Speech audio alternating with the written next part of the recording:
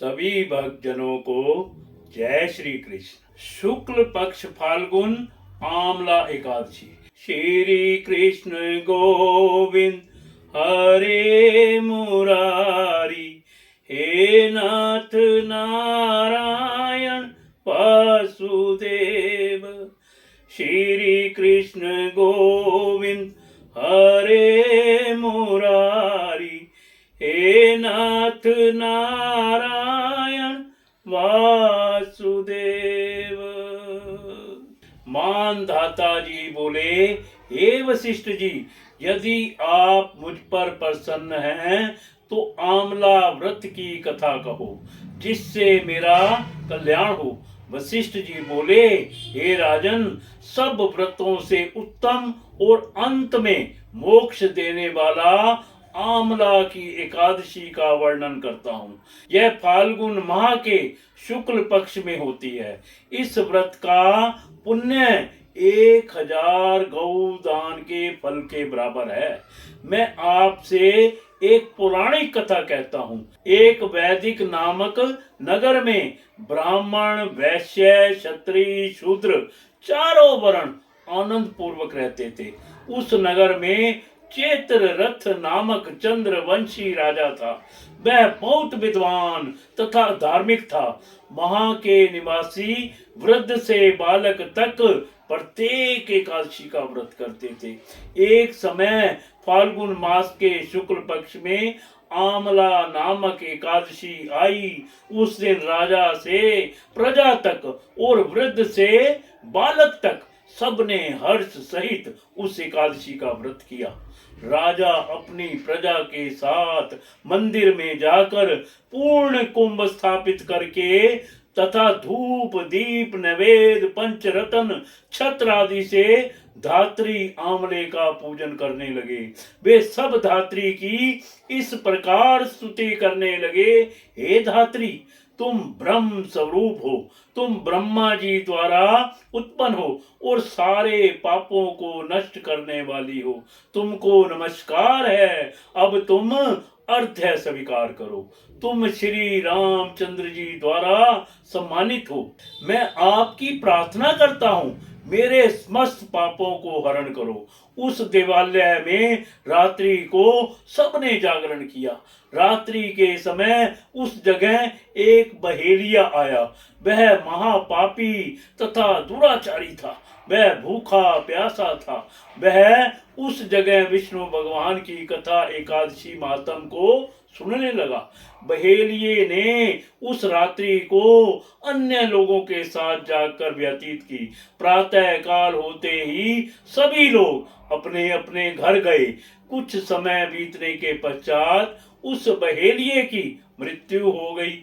उस आमला एकादशी के व्रत तथा जागरण के प्रताप से उसने राजा विदुर्थ के घर जन्म लिया। उसका नाम वसुर्थ रखा गया।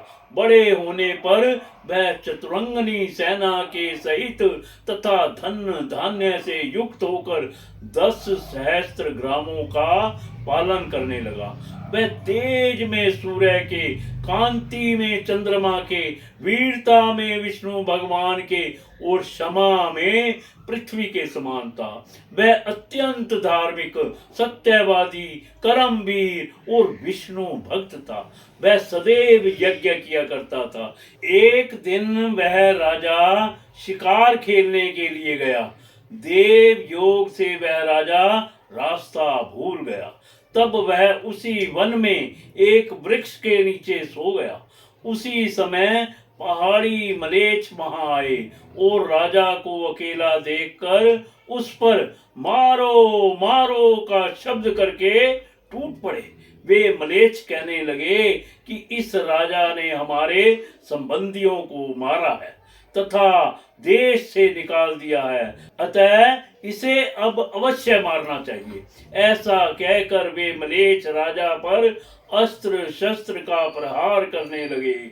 उनके अस्त्र शस्त्र राजा के शरीर पर गिरते ही नष्ट हो जाते और उसको पुष्पों के समान प्रतीत होते। उन मलेच्छों के अस्त्र शस्त्र उन पर उल्टा प्रहार करने लगे। जिससे वे मूर्छित हो गए। उस समय राजा के शरीर से एक दिव्य स्त्री प्रकट हुई, जो अत्यंत सुंदर तथा सुंदर वस्त्रों एवं आभूषणों से अलंकृत थी। उसकी भ्रुकुटी टेढ़ी थी, आंखों से लाल लाल अग्नि निकल रही थी। वह मलेच्छों को मारने दौड़ी और समस्त मलेच्छों को काल के गाल में पहुंचा दिया।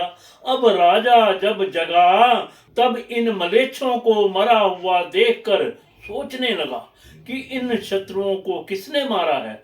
जब राजा ऐसा विचार कर रहा था, तभी आकाशवाणी हुई और कहने लगी, हे राजन, इस संसार में तुम्हारी विष्णु भगवान के अतिरिक्त कौन रक्षा कर सकता है।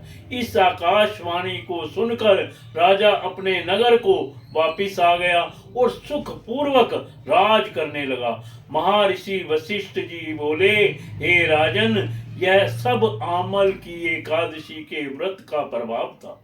जो मनुष्य इस आमला की एकादशी का व्रत करते हैं, वे सब प्रत्येक कार्य में सफल होते हैं और अंत में विष्णु लोक में जाते हैं। कथा सार, भगवान विष्णु की शक्ति हमारे सभी संकटों को काटती है। यह मनुष्य की ही नहीं, देवों की रक्षा में भी पूर्णतः समर्थ है। इसी शक्ति के बल से भगवान विष्णु ने मधु कैटभ नामक दैत्यों का संहार किया था।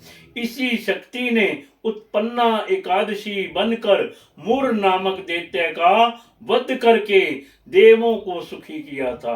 केवल एक बार आमल की एकादशी का व्रत करने वाले बहेलिये को जन्म जन्मांतर तक विष्णु भगवान की कृपा प्राप्त हो रही थी। शुक्ल पक्ष फाल्गुन आमला एकादशी संपूर्ण। श्री कृष्ण गोविंद हरे मुरारी, हे नाथ नारायण वासुदेव। श्री कृष्ण गोविंद हरे मुरारी, हे नाथ नारायण